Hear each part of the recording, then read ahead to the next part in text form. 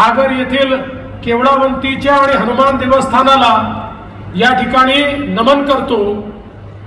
पिंजाळ नदीवरील पतंगेश्वर महादेव, पिंजाळेश्वर शिव, पांडवकालीन नागेश्वरांना साष्टांग नमस्कार करतो आणि आईला एकच जोगवा मागतो, आई भवानीला, आई भवानीच्या चरणी आज मागू जोगवा, आई भवानीच्या चरणी आज मागू जोगवा, लाल बावटा आलू खाणी आणि वर नेऊ भगवा। आपला भगवा आता या डहाणू मध्ये लाल बावटा नाही, भगवा दिसेल, छत्रपती शिवरायांचा भगवा। मी पहिल्यांदा आपल्या सगळ्यांचे मनापासून आभार मानतो। पालघर लोकसभेच्या पोटनिवडणुकीमध्ये आपण सर्वांनी आमच्या विनंतीला मान देऊन डॉक्टर हेमंत सवरा यांना, पोटनिवडणुकीत नाही निवडणुकीत डॉक्टर हेमंत सवरा यांना प्रचंड मतांनी निवडून दिलं आणि या पालघर जिल्ह्याला भारतीय जनता पक्षाचा खासदार दिला।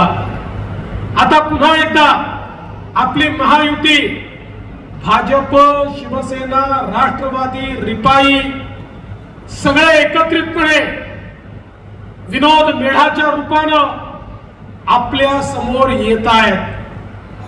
खरं म्हणजे लोकसभेमध्ये थोडी कसर राहिली, थोडी तिथपर्यंत पोहोचलो, पण पोचता पोचता डहाणूत राहिलो।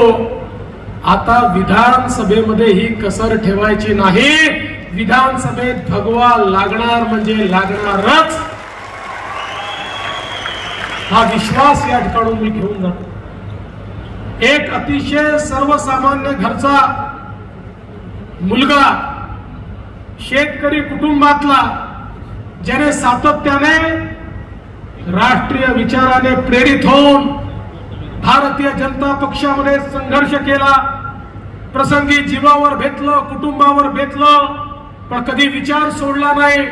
राष्ट्रीय विचाराने प्रेरित होऊन जो सातत्याने संघर्ष करत राहिला, अशा जमिनीवरच्या कार्यकर्त्याला भारतीय जनता पक्षाने उमेदवारी दिली आहे।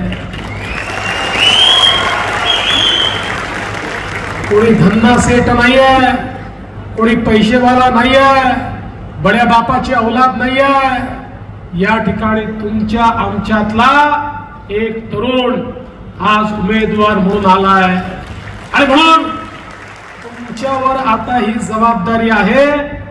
भारतीय जनता पक्षाचा हा तरुण महाराष्ट्राच्या विधानसभेमध्ये डहाणूचा आवाज बनून गेला पाहिजे आणि डहाणूचं त्या ठिकाणी रिप्रेझेंटेशन त्यांनी केलं पाहिजे।